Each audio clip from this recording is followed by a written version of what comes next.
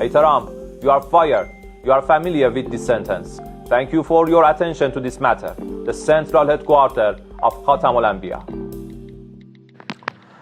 সম্প্রতি ইরানের সশস্ত্র বাহিনীর ব্রিগেডিয়ার জেনারেল ইব্রাহিম জুলফিকারির এই ভিডিওটি সামাজিক যোগাযোগ মাধ্যমে ভাইরাল হয়েছে।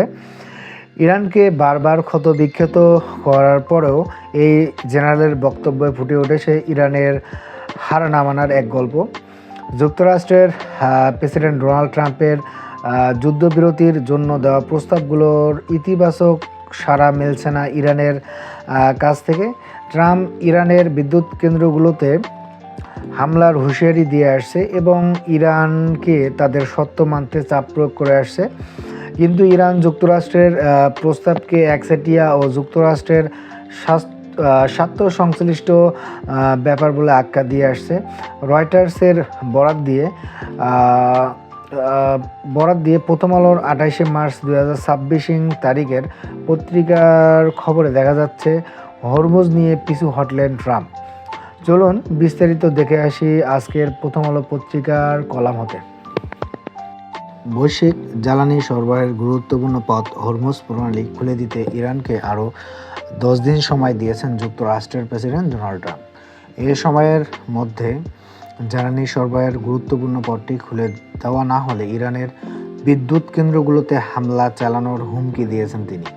এ বিষয়ে গত শনিবার থেকে তেহরানকে এবার নিয়ে তৃতীয়বারের মতো হুমকি দিলেন ট্রাম্প। গত বৃহস্পতিবার ট্রাম্প এমন এক সময় ইরানকে নতুন করে হুমকি দিলেন যখন যুদ্ধবন্ধ নিয়ে যুক্তরাষ্ট্রের 15 দফা প্রস্তাবের নেতিবাচক সাড়া দিয়েছে তেহরান। পাকিস্তানের মাধ্যমে দেওয়া এই প্রস্তাবকে তেহরান একতরফা ও অন্যায্য বলেছে। এছাড়া যুক্তরাষ্ট্রের সঙ্গে দর কষাকষি বা ছাড় দেওয়ার বিষয়ে ইরানের নেতারা সরাসরি কিছু বলেননি। এদিকে যুদ্ধবন্ধে কূটনৈতিক প্রচেষ্টা চললেও পাল্টাপাল্টি হামলা অব্যাহত রয়েছে। এর মধ্যে দ্য ওয়াল স্ট্রিট জার্নাল এর এক প্রতিবেদনে বলা হয়েছে মধ্যপ্রাচ্যে অতিরিক্ত 10,000 সেনা পাঠানোর কথা ভাবছে যুক্তরাষ্ট্র। এছাড়া ইরানের বিরুদ্ধে সামরিক অভিযানের অংশ হিসেবে টহল দেওয়ার জন্য চালকবিহীন নৌ ড্রোন বা ড্রোন স্পিডবোট মোতায়েনের কথা জানিয়েছে মার্কিন প্রতিরক্ষা দপ্তর পেন্টাগন। হরমুজ প্রণালীতে বাণিজ্যের জন্য নতুন একটি ব্যবস্থা তৈরি করা হচ্ছে বলে জানিয়েছেন জাতিসংঘের মহাসচিবের মুখপাত্র স্টিফেন ডুজারিক। আলোচনা ভালোভাবে চলছে। সামাজিক যোগাযোগ মাধ্যম ট্রুথ সোশ্যালে বৃহস্পতিবার এক পোস্টে ট্রাম্প ইরানের জ্বালানি স্থাপনায় হামলা আরও 10 দিন স্থগিতের ঘোষণা দেন। তিনি লেখেন, যুক্তরাষ্ট্রের স্থানীয় সময় আগামী 6 এপ্রিল রাত 8টা পর্যন্ত এটা কার্যকর থাকবে।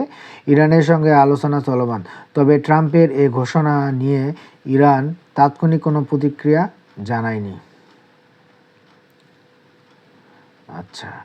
এর আগে শনিবার রাতে ইরানকে হরমুজ প্রণালী খুলে দিতে 48 ঘন্টা সময় দিয়েছিলেন ট্রাম্প।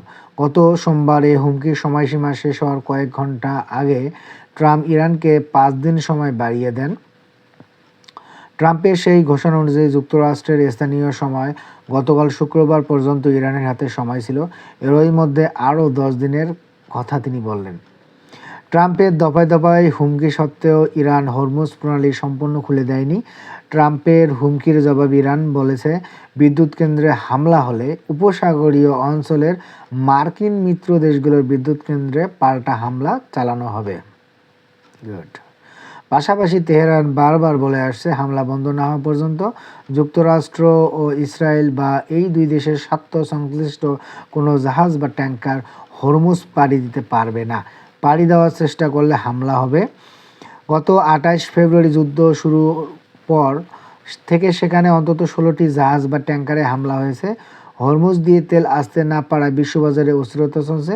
প্রতি ব্যারেল জ্বালানি তেলের দাম $110 ছাড়িয়েছে। বিদ্যুৎ কেন্দ্রে হামলার বিষয়ে বিশেষজ্ঞরা উদ্বেগ প্রকাশ করেছেন। এশিয়া টাইমস এর এক প্রতিবেদনে বলা হয়েছে, গ্রিনপিস ইন্টারন্যাশনালের পারমাণবিক ও বিকিরণ সুরক্ষা বিষয়ক জ্যেষ্ঠ বিশেষজ্ঞ জান ভান্দে পুত্তে গত সোমবার এক বিবৃতিতে বলেন, বেসামরিক বিদ্যুৎ অবকাঠামোতে বোমা হামলা আন্তর্জাতিক আইনে অবৈধ। হাসপাতাল, সুপেয় পানি, লোনা পানি, বিশুদ্ধকরণ প্রকল্প এবং পারমাণবিক স্থাপনা সচল রাখার জন্য বিদ্যুৎ গ্রিড অপরিহার্য। এটি বন্ধ করে দেওয়া মানে লাখ লাখ মানুষের জীবনকে ঝুঁকির মুখে ফেলা।